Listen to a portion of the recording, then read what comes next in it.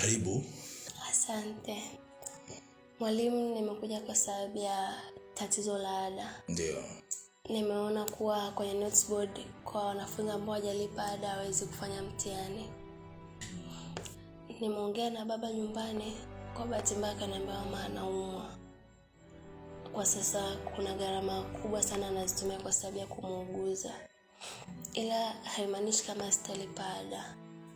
Ameniambia atalipa lakini kwa wiki 2 au 3.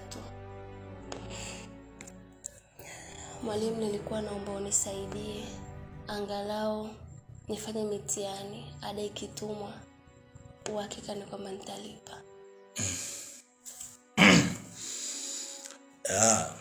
Kiutaratibu ni kweli kwamba kama hujalipa ada na michango mingine huwezi kuruhusiwa kuingia kwenye chumba cha mtihani.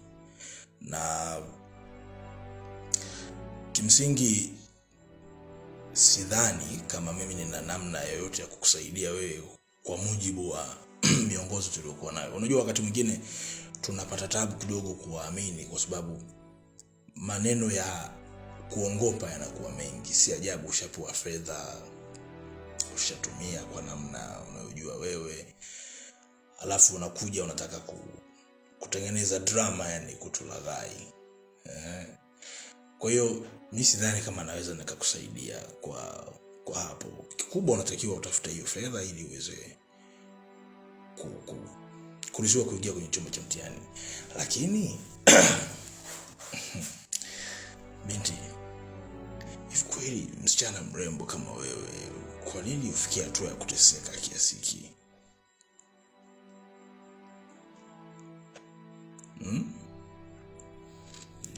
Unajua ulivyo ufanani kuonekana unapata tabu wakati zipo namna ambazo unaweza ukasaidika.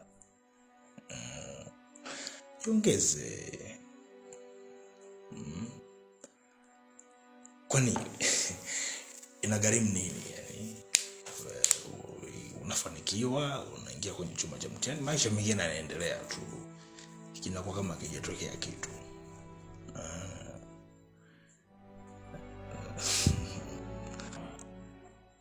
Hapana mwalimu, naomba unisaidie kwa njia tofauti.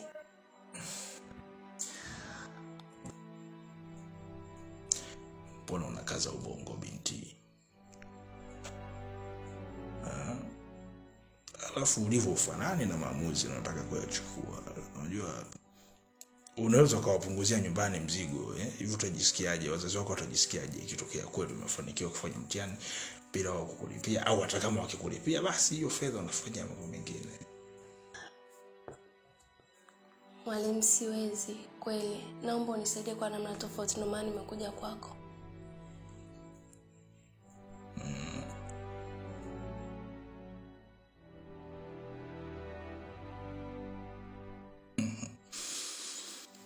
Anyway, mimi huo ndio ulikuwa msaada wangu wa mwisho. Kinyume na hapo mimi sina namna nyingine ya kukusaidia. Unaweza kwenda.